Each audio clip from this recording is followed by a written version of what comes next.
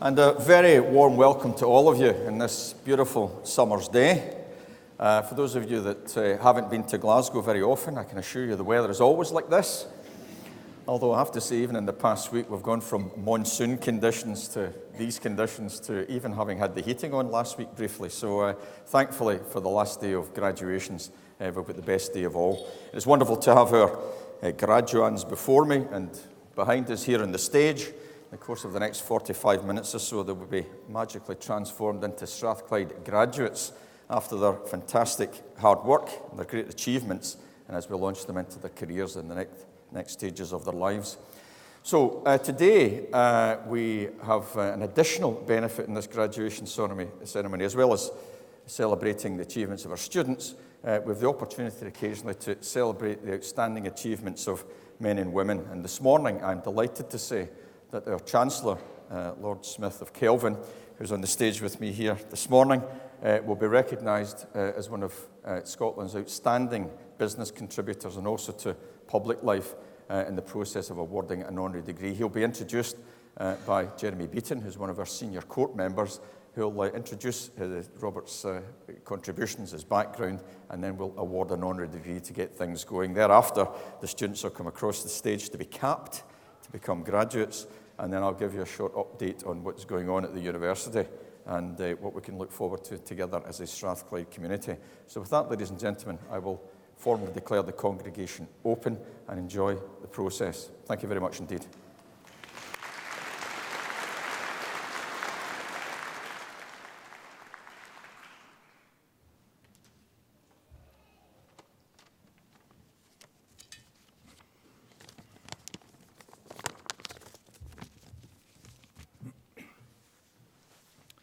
Principal and Vice-Chancellor, I have the honour to present to you Robert Haldane Smith, Lord Smith of Kelvin. Robert hails from Glasgow. He acted in Citizens Theatre as a young man, and that has prepared him for much of corporate boardroom life. And he studied later at Allen Glen School, although he did not study quite hard enough to get into the then Royal College, now Strathclyde University. He was articled to Rob Ferguson and Company and emerged as a chartered accountant in 1968, then started work with what is now 3i in London. He returned to Scotland in 1983 and moved into the world of business and management, rising up through the ranks of the Royal Bank of Scotland, Morgan Grenfell, Deutsche Asset Management, and ultimately fulfilling the roles of Chief Executive and Chairman. Today, Robert is Chairman of the British Business Bank, Alliance Trust, IMI, Forth Ports and Clyde Gateway, and has held an equally impressive lineup of non-executive directorships over the last 20 years with the Bank of Scotland, Standard Bank, Network Rail, SSE, Weir Group, and just to prove that he too can assemble flat pack furniture, the MFI Group. It hasn't all been business, however. In 2003, he accepted the role of Chancellor of the University of West of Scotland. Splendid training for his now role as our own Chancellor. In 2008, he donned his shorts and trainers and accepted a role as chairman of the organising committee of the Glasgow 2014 Commonwealth Games. Somehow he arranged 11 days of magnificent weather in Glasgow, despite what those of you attending here today see outside. That was not an easy feat. And also that year he chaired the Smith Commission, which dealt with the matter of devolved powers in Scotland, managing to produce a report in only 10 weeks. Robert has maintained a continued interest in our museums. His first encounter was as a member of the Museum's Advisory Board in 1983, who were looking for someone who was good with numbers and who could add.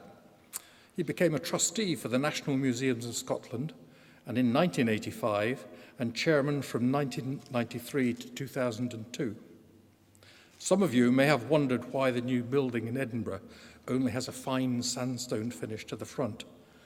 The architects wanted more money to ensure the whole building was clad in stone. Unfortunately for them, Robert knows what a £20 note looks like. No, was the reply. It was finally built to budget, unlike, incidentally, the Scottish Parliament building in Edinburgh, which finally cost something like 10 times its original budget. Along the way, Robert has been recognised by our community and by our nation, amongst which he has received the Shackleton Medal in 2015 for leadership and citizenship, Lifetime Achievement Awards from Glasgow in 2014 and 2017, Scotland PLC Awards as Board Member of the Year in 2012, and honorary fellowships from the Royal Society of Edinburgh, the Royal Scottish Geographical Society, and the Royal College of Physicians and Surgeons in Glasgow. In 1999, Robert was created Knight Bachelor for his services to the National Museums of Scotland. In 2008, he was appointed to the House of Lords. In 2013, appointed Knight of the Thistle, and in 2016, appointed Companion of Honour. A few years ago, we hosted the Queen and Prince Philip here at Strathclyde to open our new Technology and Innovation Centre. I well remember being at the door as Her Majesty entered and was formally welcomed. Her first remark on seeing Robert was, "Oh, you're here too." She was right, he certainly gets around. If all that sounds rather like too much hard work, he breeds Highland cattle on Inchmarnock Island off the coast of Argyll, and the good news is that Robert has a decent vineyard in Franschhoek, South Africa, Chanticleer, where apparently Malbec, Chenin Blanc, and Cabernet Sauvignon wines are produced. I say apparently because his colleagues on the university court have yet to sample any, but we do live in hope. He's joined today by his wife Alison, and together they celebrate their golden wedding next week. From all of us, many congratulations. It is with great pleasure, therefore, Principal and Vice-Chancellor, that with the authority of Senate and in recognition of his exceptional public service, I ask you to confer upon Lord Smith of Kelvin, our Chancellor, the degree of Doctor of the University, honoris causa. Robert, I create you a Doctor of the University honoris causa. It's a great privilege to have you as our Chancellor. Many thanks for all that you do for us, and many congratulations on an outstanding career. Thank you very much indeed. Thank you.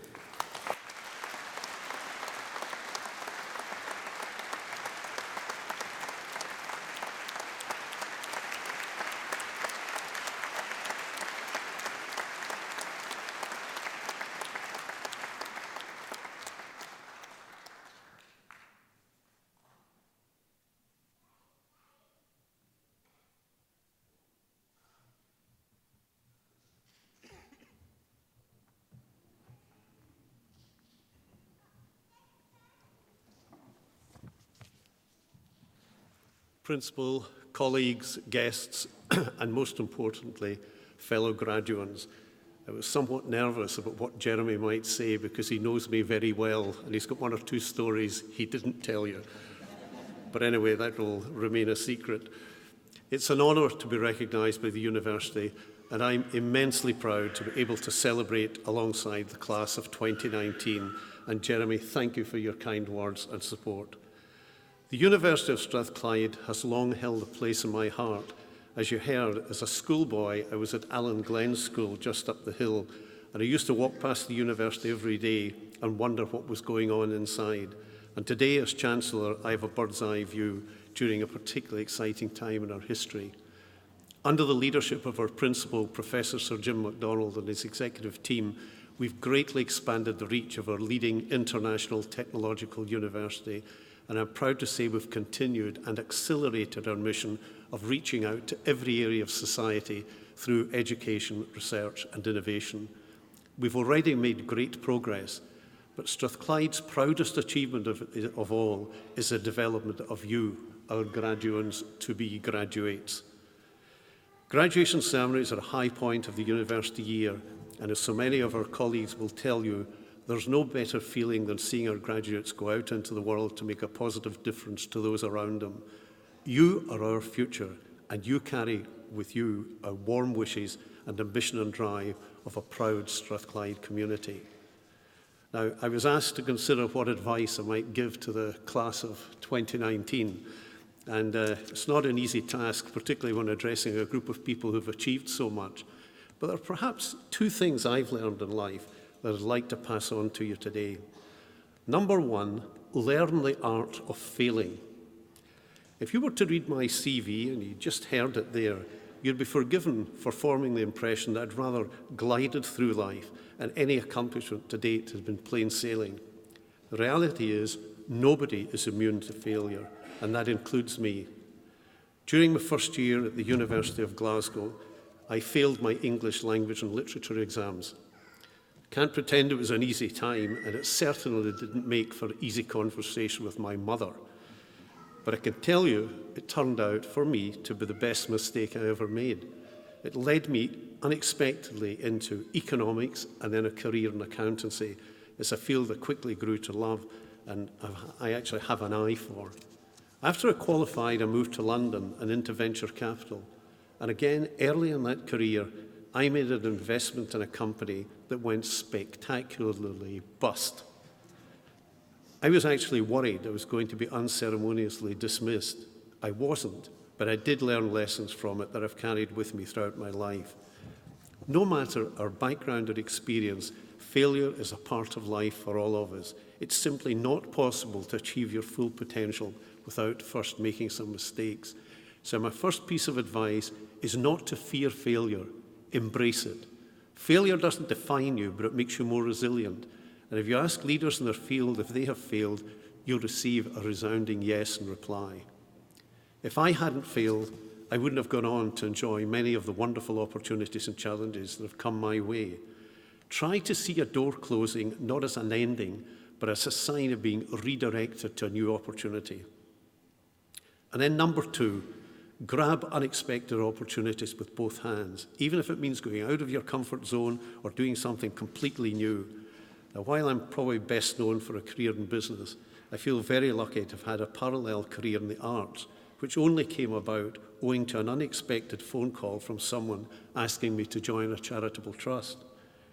The board of this trust was full of household names, really important bigwig people, and I think they just wanted someone who could add up.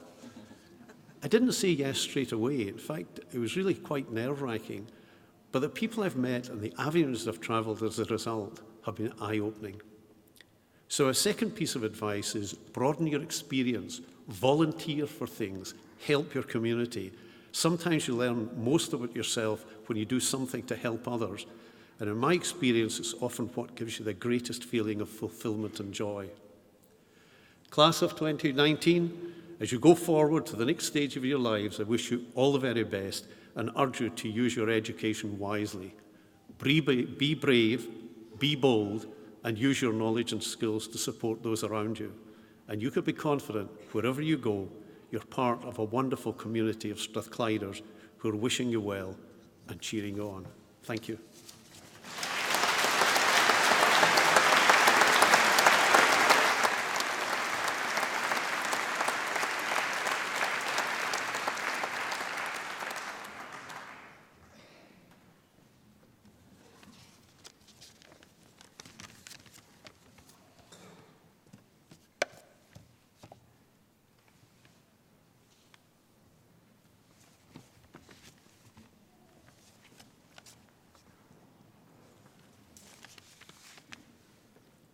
Principal and Vice-Chancellor, in the name of the University and by the authority of Senate, I present to you these students. For the degree of Master of Business Administration, Faiz Abdullah.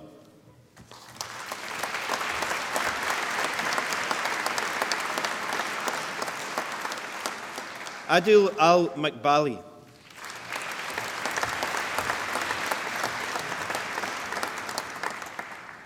Hussein Abdullah Hussein Al-Said.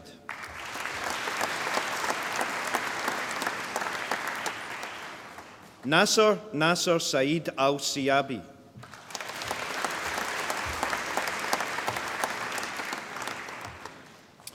Ali Mohammed Al-Wardi.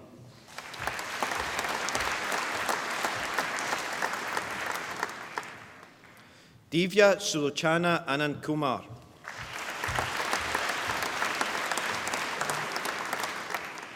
Marcus Bagan.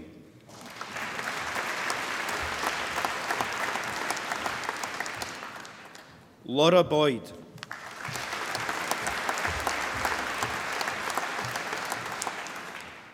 Stephen Butcherer.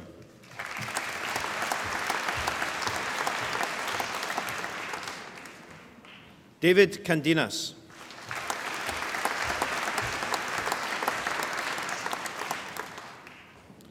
Yuka Davats Kanatzawa.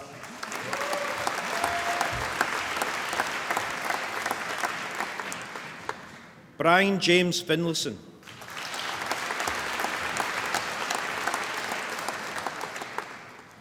Camila Galek.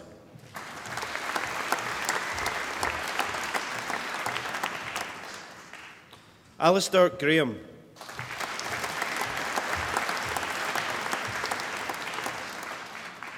Ye Hu.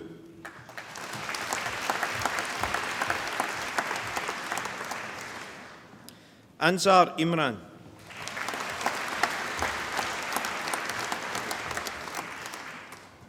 Marcus Jurt.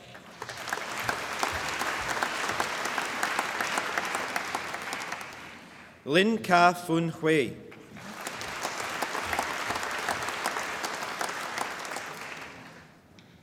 Elizabeth Linton.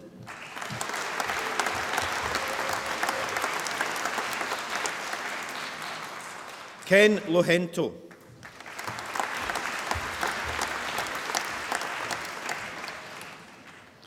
Lisa Bloxgard Markussen.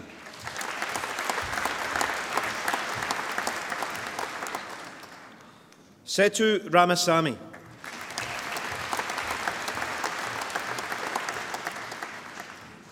Mark David Robertson.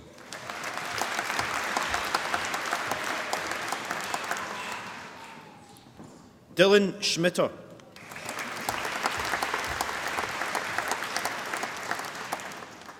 Mark Shields.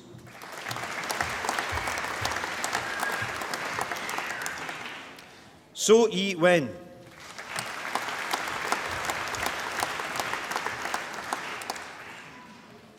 Mutunrayo Titilayo Sutande.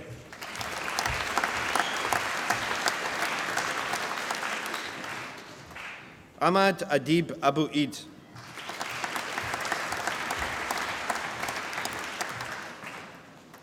Mohammed Ibrahim Al-Ansari.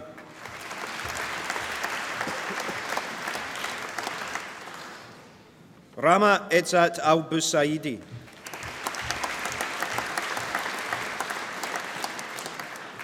Farhat Al-Harthi.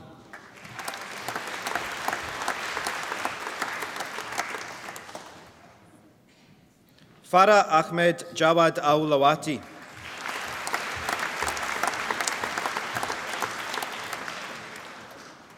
Raid Mahmoud Al-Sabri.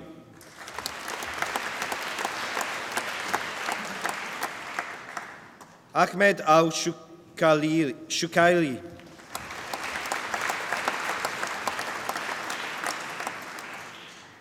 Mohammed Amir.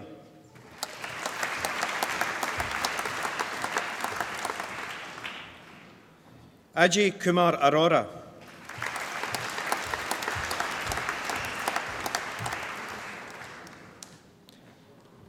Pradeep Bora.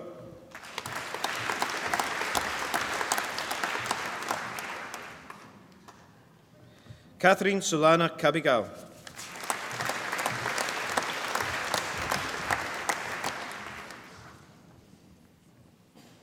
Leandro Cardoso Bonvicini.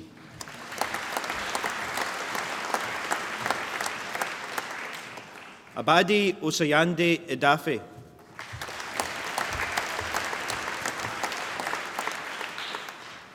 Hesham Tharwat Ibrahim Eldami.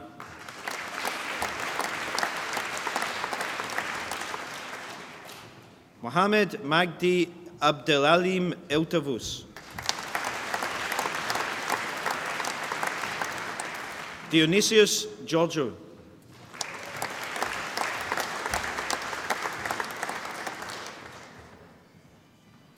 Jola Konomi Sulaj.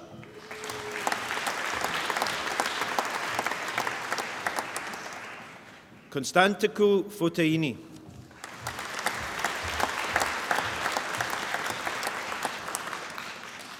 Liu Wai Yi.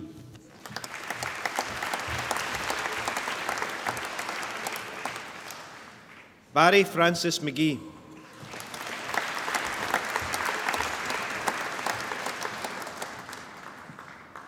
Avishek Mohanty.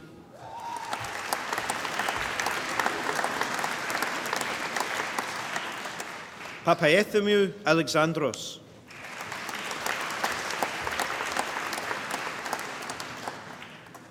Paraskevi Oikonomou.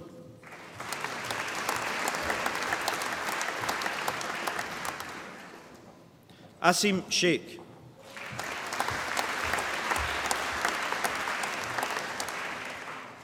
Raina Sharif.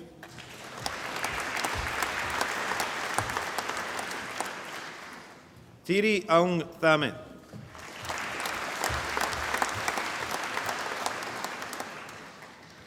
Christoph Robert Zulig.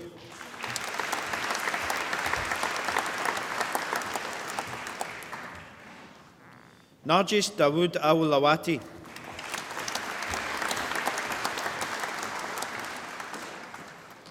Kieran Thomas Gulhuli.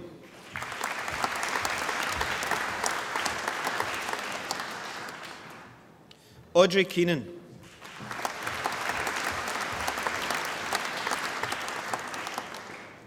Bradley Leanne Ngao.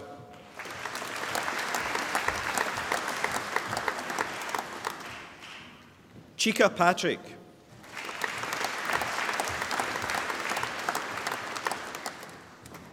Salem Metaib Saad.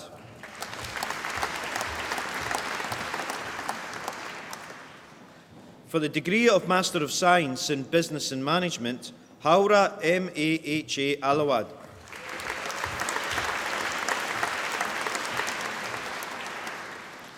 In International Management, Jing Liang.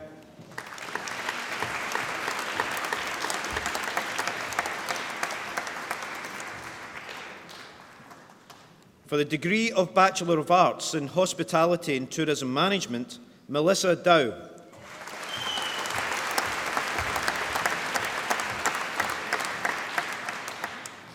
Melanie Milinova Staneva.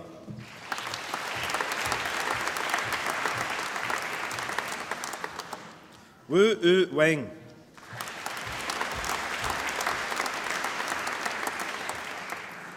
Bethan Mary Cowie.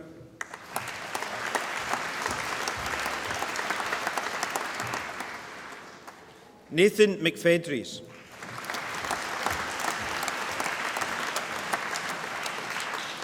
Anka Elena Nicarescu.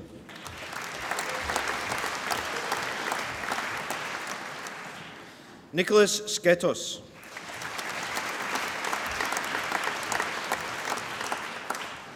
Nam Chang.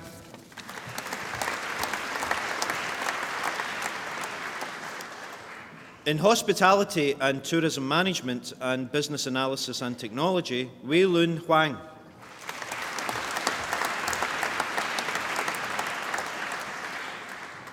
In Hospitality and Tourism Management and Business Enterprise, Dimitri Estathiou.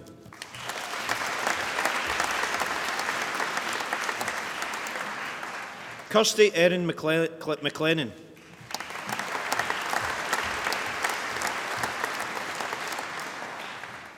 Kyriakos Evangelitos.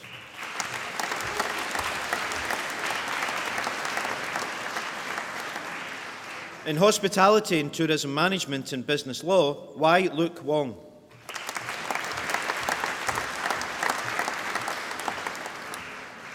In Hospitality and Tourism Management and Management, Marios Georgiou.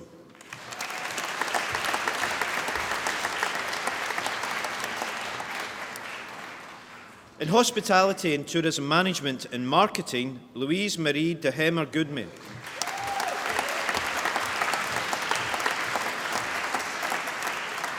Sylvia Alexandrova Kovacheva.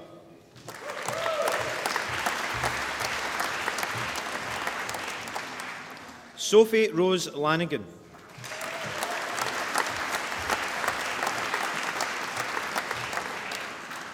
Terry Rooney.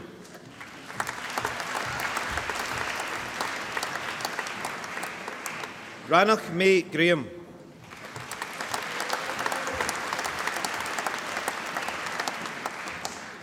Siobhan Moran.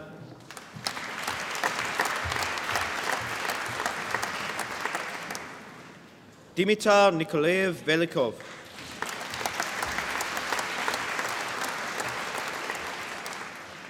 In Human Resource Management, Marina Kokinu.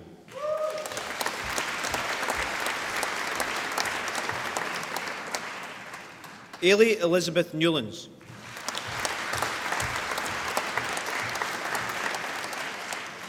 Sally Reid.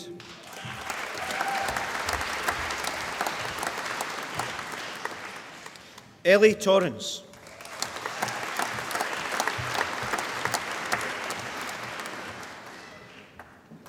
Holly Sheila Mary Williamson.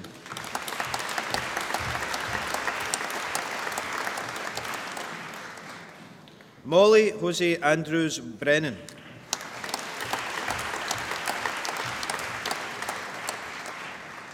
Leonardo Patricio Cervera de la Cruz.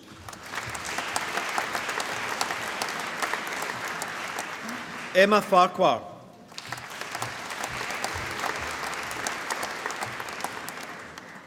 Liam F. Gemmell.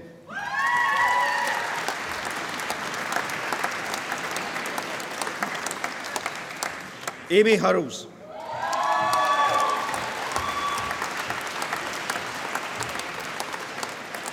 Heather Elizabeth Jameson.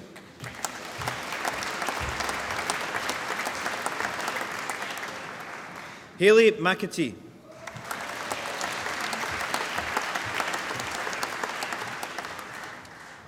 Amy McSorley.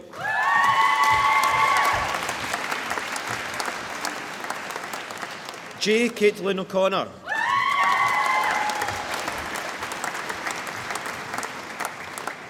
Emma Renfrew.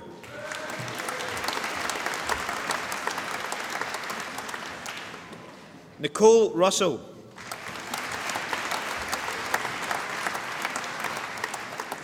Ainsley Templeton.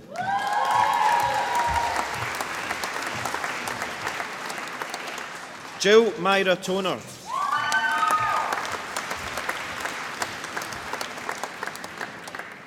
Ross Montgomery Duckett.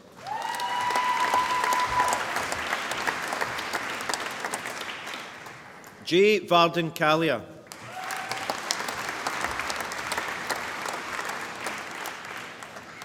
In Human Resource Management and Business Analysis and Technology, Robin Shona Payton.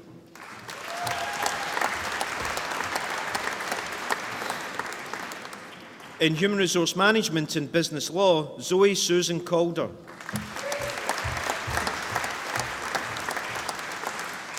Callum James Finlay.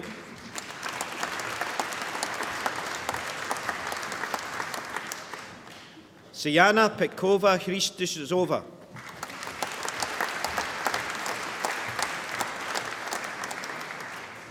Kira Rose Howell Murray.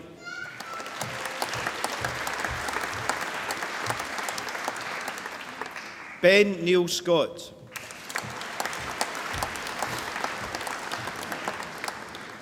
Vera Wen.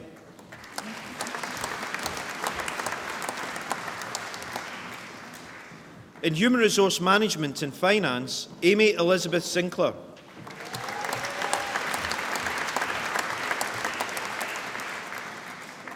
In Human Resource Management and Hospitality and Tourism Management, Caitlin Mackay.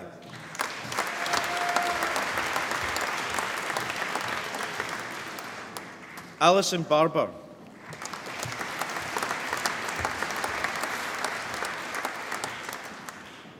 Liliana Constantinou Economou.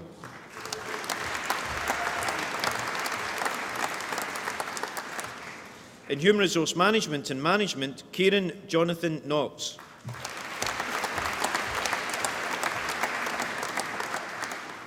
Amy Henderson.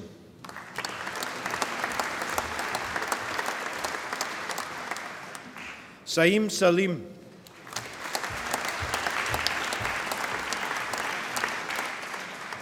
In Human Resource Management and Marketing, Amir Hassan Al-Lawati.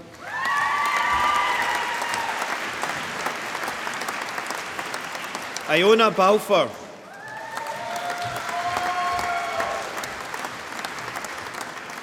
Joanna Christine Gray.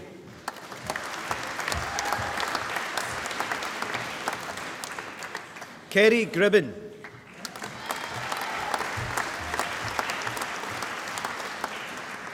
Andy Haston.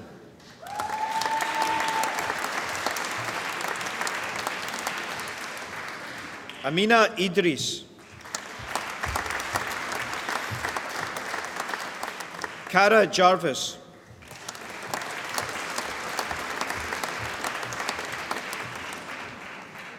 Carly McLennan.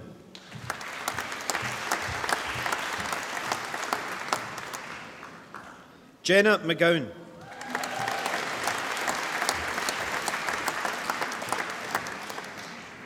Rachel McLaren.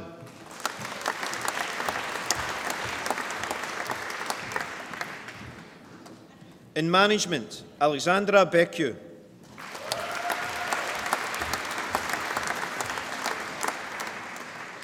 Anna Elizabeth Bell.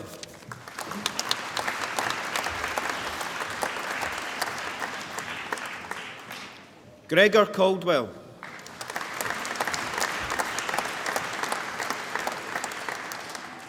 Dorina Hristova Dimitrova.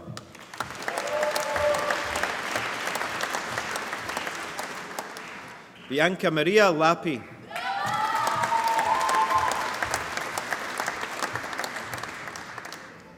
Caitlin McIntosh.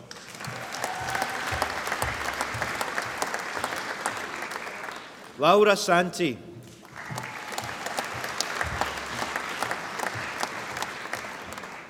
Chloe Walker.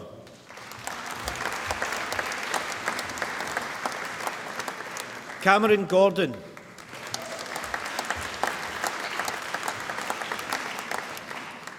Eleutheria Rafaelia Caranicola.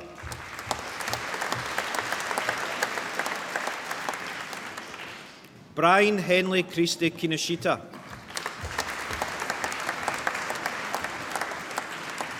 Robbie McDougall.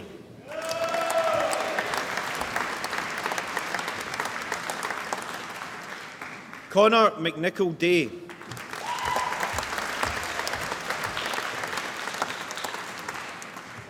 Benjamin Russell Wild.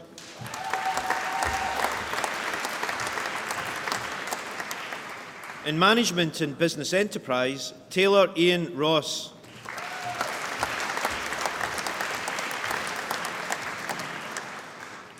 Iraklis Zakidis.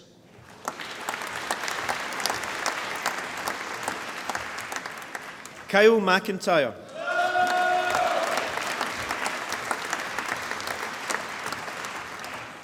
In Management and Finance, Nelly Evgenieva Gencheva.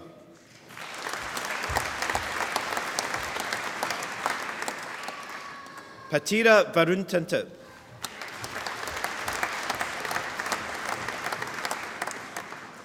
In Management and Hospitality and Tourism Management, John Driscoll.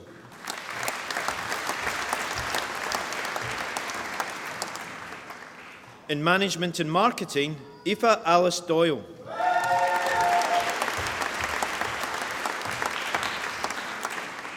Danielle Mullen.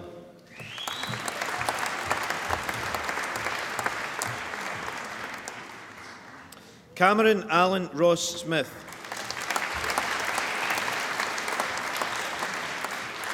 Megan Patricia Bolland.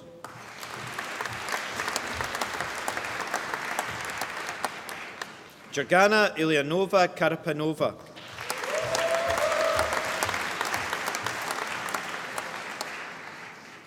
Paula Marion Elliott McManus.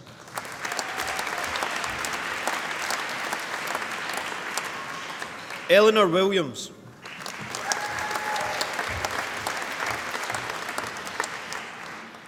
For the degree of Master of Business Administration, Saida Ghanem.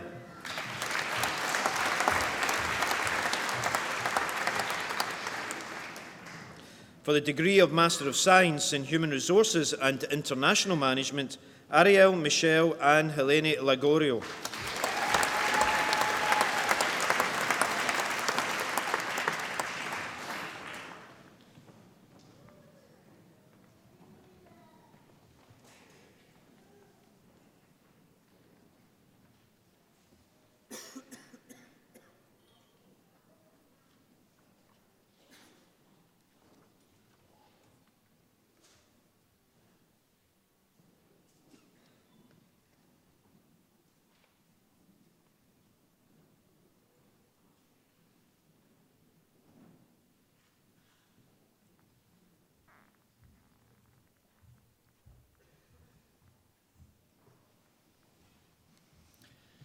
Well, ladies and gentlemen, you might have some applause fatigue, but let's give the class of 2019 a big collective round of applause.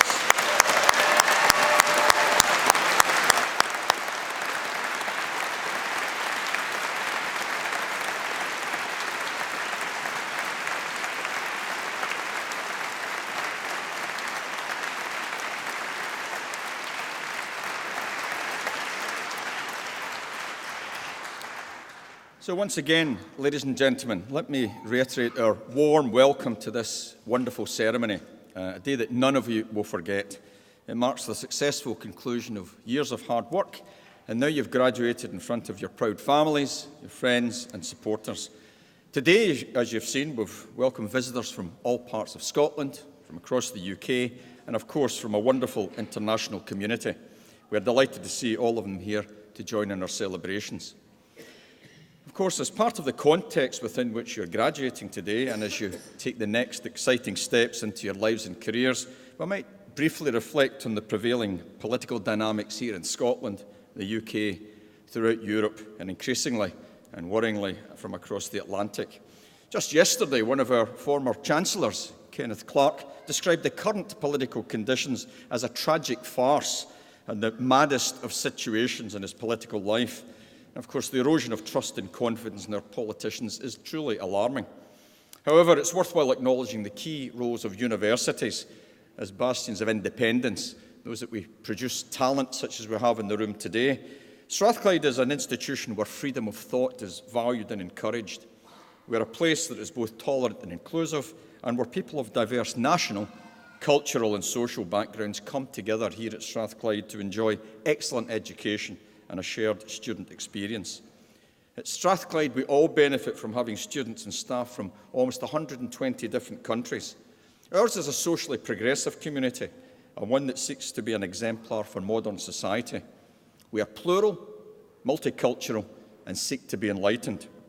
And remember, it's our individual and collective responsibility to continue to challenge unacceptable practices wherever we find that, in the workplace, in our communities, and increasingly by those in power. And we do that by applying reason and by exemplifying a diverse and inclusive modern society. And now, as graduates, your professional contributions and the leadership that you've been developing and now you'll seek to apply are critically important. Important for you personally and for the companies and organisations that you'll work in, as well as the communities to which you're connected. The flux and uncertainty that we're facing just now will face a settling period for sure. Uncertainty is a fact of life. The rate of change and the nature of the change is the worrying part of that. However, there's one thing that you can be sure of. A Strathclyde degree will be your ark in stormy waters and a passport to success. And we're here, of course, to acknowledge your terrific success and acknowledge the hard work that you've applied, the learning that you've built up, and the successful completion of your degree programmes. Appropriately enough, and I'm an electrical engineer, so I like to quote Thomas Edison. He said, and reminded us, that genius is 1% inspiration, 99% perspiration. And I'm sure as Strathclyde graduates, your ratios were a little bit better than that in the library and when you were at home swatting up for exams. I was brought up here in the city of Glasgow, like our Chancellor. I was brought up in a sunny hamlet called Govan. And our town's historical motto is Nihil sine labore, or nothing without hard work. And I try to embrace that ethos every day And I would recommend to all of you that you take that approach into your future careers. That extra ounce of effort, that facing down failure that you heard our Chancellor talking about will get you over the line and make sure that you keep on that straight path, regardless of the bumps and thumps on the way. And today you've become Strathclyde alumni. You're the latest of our torchbearers, just like the many generations of graduates before you. And with all that you've successfully come through, I'm sure you would agree that you couldn't have done this without the backing and encouragement of the communities of supporters around you. It's fitting that we acknowledge their part in the successful completion of your university studies. Our graduates and the university at large owe them an enormous debt of gratitude. And as the first in my own family to have gone to university here, at the University of Strathclyde, it happens in the mid-70s. He's a very talented 7-year-old boy, I have to say. They don't let them in as young as that these days. I know the importance of such support, and today's graduates and our university staff would like to take the opportunity to thank the families, friends and supporters for all that they've done to make today possible. Thank you very much, ladies and gentlemen.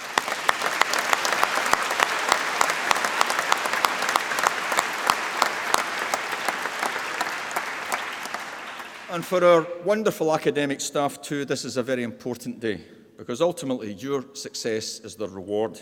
Strathclyde has worked hard to provide you with a high-quality education and a first-class university experience for all of our students, regardless of background. So, graduates, new graduates, please join with me now in thanking our staff for all that they've done to support you in your journey. Thank you.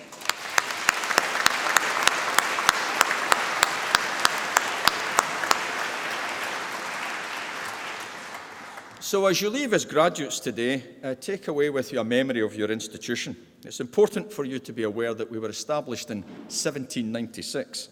We are now 223 years old, although I like to lead this place in the same spirit as a 200-year-old startup, remaining excited, purposeful and committed to outcomes. And that's been true since the very beginning of our establishment. And throughout our history, the University of Strathclyde has remained faithful to our founding principles. We were established, and I quote, for the benefit of all mankind. And we were the only higher education institution to be established in Scotland during the time of the Enlightenment. A real distinction for Strathclyde, challenging, looking at the norms, bringing in new independent thinking. And we're now driving that same strategy forward in the same exciting spirit, making it wholly relevant to the 21st century. Our founder, Professor John Anderson, who was a physicist, or he would have been called a natural philosopher back then, had strong links with Benjamin Franklin, the famous American inventor and academic. And Franklin was one of those that established the University of Pennsylvania in 1751 under the motto of useful knowledge. And this influenced Anderson. He met Benjamin Franklin many times, communicated with him, accompanied him when he came to Europe, and that made him think about what a university should be about, well connected to society, making a difference to business as well as to the policymakers. And never has that philosophy been so relevant as our motto is useful learning. And we carry that forward in the same spirit as we did when it was established 200 years ago. And all of this should be known and taken forward by our staff and students, still defining our purpose as a leading international technological university that is committed to being socially progressive. So, for example, across our campus and in the buildings that you'll have passed today on your way to the Barony Hall, our academics and students are developing drugs to diagnose and fight disease. We have several drugs currently on clinical trials in the areas of cancer treatment, kidney disease, infection management and inflammatory diseases. Strathclyders are producing the energy technologies and policy solutions so important to tackling climate change and establishing a low-carbon economy.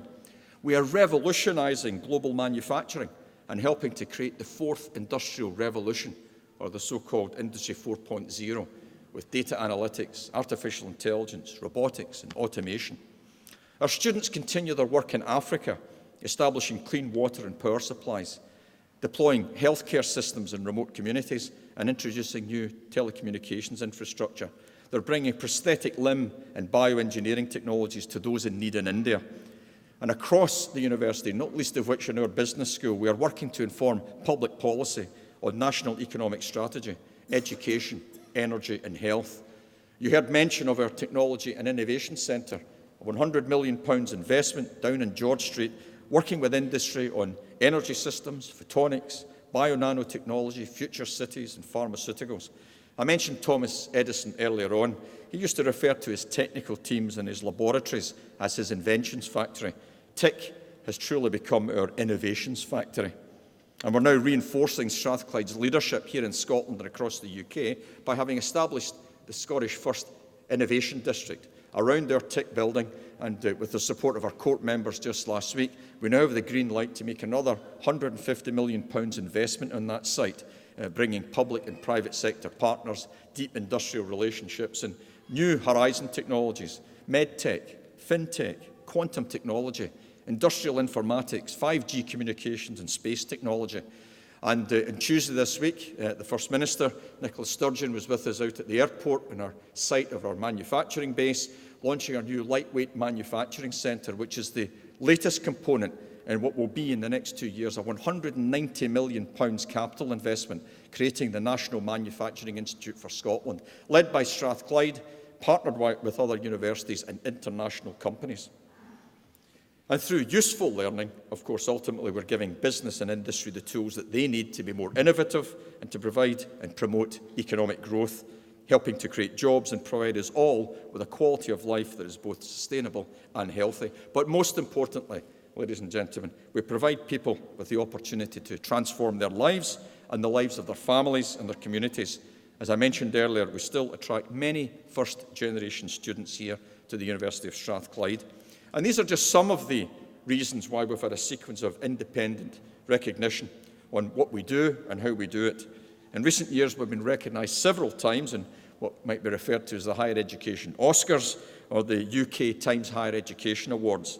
We've had the UK Research Project of the Year. We were named UK University of the Year, the Entrepreneurial University of the Year, principally because of the great work of our business school.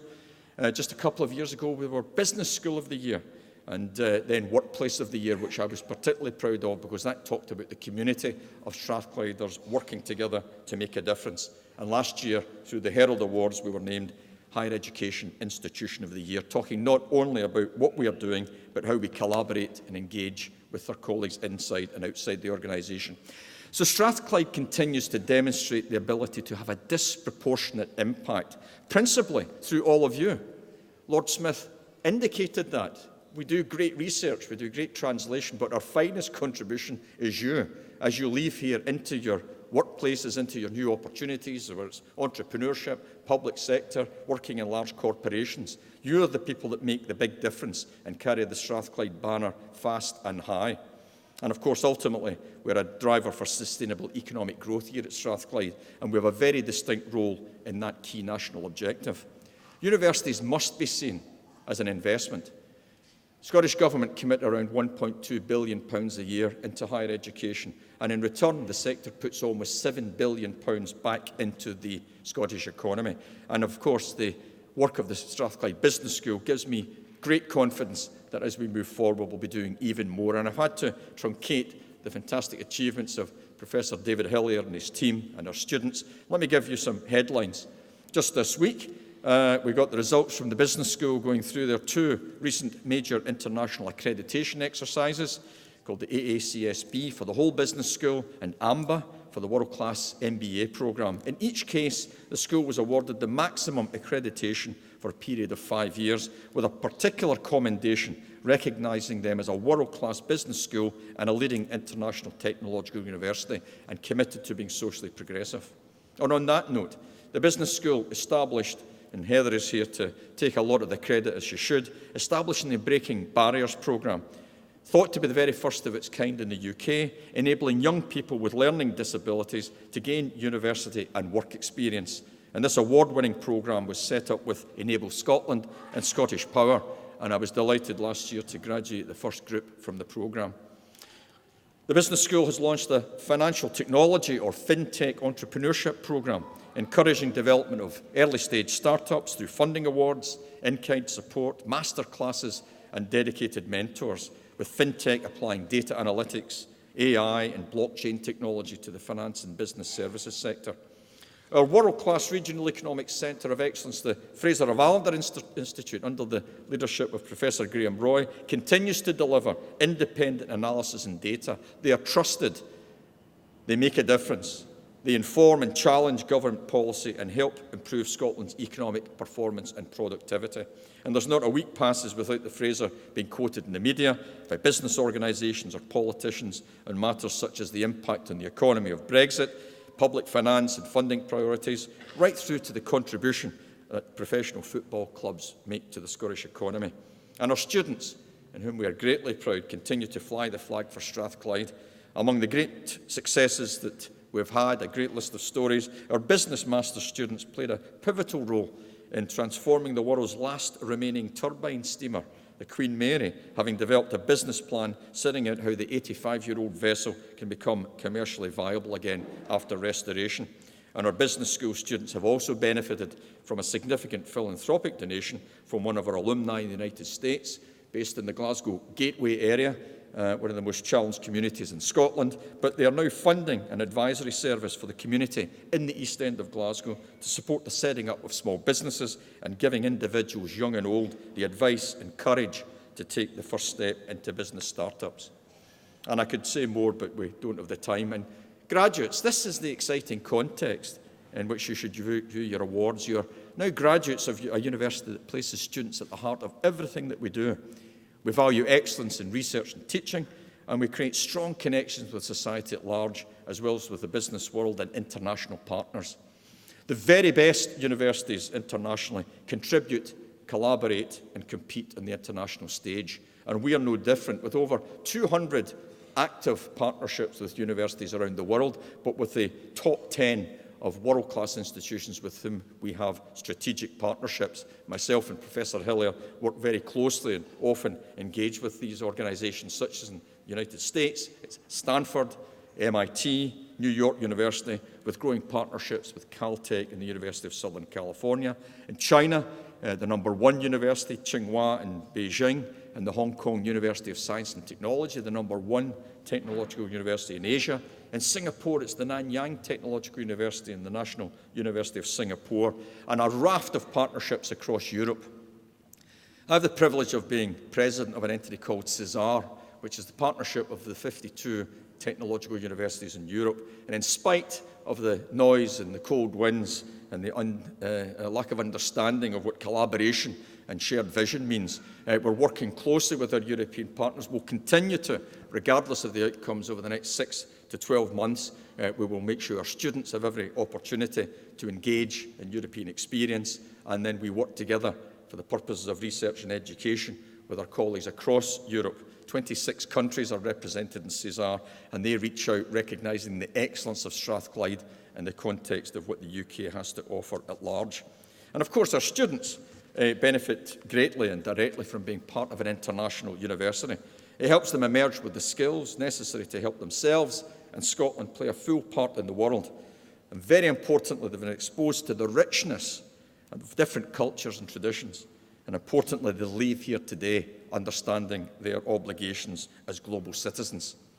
And making that impact in the world stage is important, but we never forget where we are based. We're grounded here in Glasgow, and we've provided leadership in the Glasgow Economic Leadership Board for over 8 years, having been part of the team that attracted £1.2 billion investment in Glasgow as part of the Glasgow City deal, seeking to build Glasgow's economic strength in key sectors: life sciences, manufacturing, low-carbon energy, finance and business and tourism, with an ambitious agenda for the city, using this strong university base to be a driver for growth and jobs, emulating, if you will, the successes of the Glasgow merchants from the late 19th and early 20th century. And we talked about socially progressive activities. Very briefly, as I close, it's with great pride I tell you on behalf of my staff that we remain the leading Scottish research-intensive university for widening participation in our programmes for students from some of the most challenged communities in Scotland. Once again this year, having admitted over 1,000 of youngsters from what's called SIMD 0 to 40, the two most challenged quintiles, coming here to Strathclyde, 500 of them coming from the most challenged communities all up. And in the same period, just last week, we were announced as the joint 5th highest entrance qualifications in the UK, making a nonsense of the statement that if we're letting these youngsters coming in from challenged backgrounds, we must be lowering our standards. Not at all. If you make that a strategic priority, you can maintain standards and give pathways to success. In fact, just last month, at the start of the graduation season, the first graduates that came across this stage were 225 to 14-year-olds in the Children's University. I'm the Chancellor of the Children's University, and here they came with their mums and dads, none of whom had been across the threshold of a university before. Each of these kids get a learning passport. So they go to the Kelvin Grove Art Gallery, they get a stamp, a digital stamp as it happens. If they go to the Glasgow Science Centre, another stamp, a night class, another one, until they fill their books. And I awarded about 150 bachelor's degrees from the Children's University to the 5 to 10-year-olds. Those that kept on going, and we had them as well, from 10 to 12, they keep that work going. They got master's degrees from the Children's University. And you've guessed it, we're about to graduate our first PhD students from the Children's University. So my academic staff will be teaching PhD students in first year in a couple of years. But most importantly, I enjoy it because of the impact it has in our local communities. And rather secretly, I enjoy it because it's one of the few graduation ceremonies where I get to look tall briefly. Until you get to the 12-year-olds, then I start to stretch again. But anyway, it's a wonderful testimony to our commitment through my staff to keeping our doors wide open.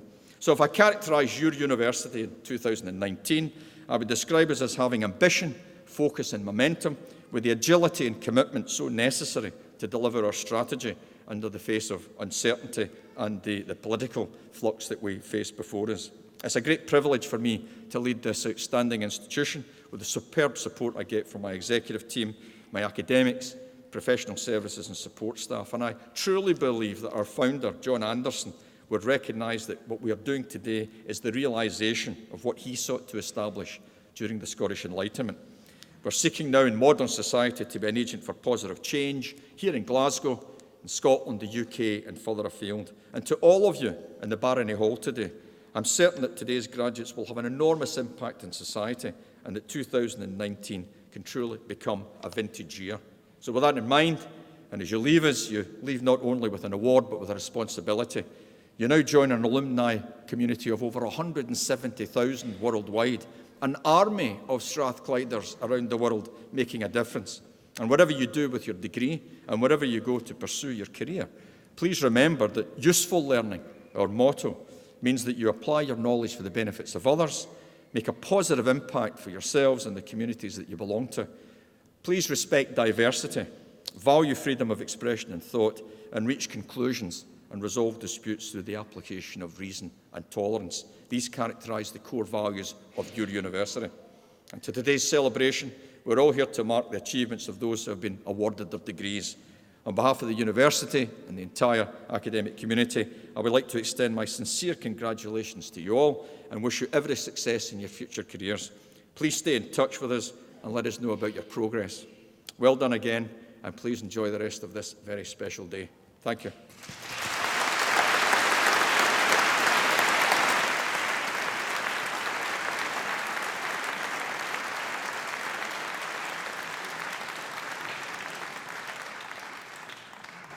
So, well done, graduates. To families and supporters, I hope you've enjoyed the ceremony.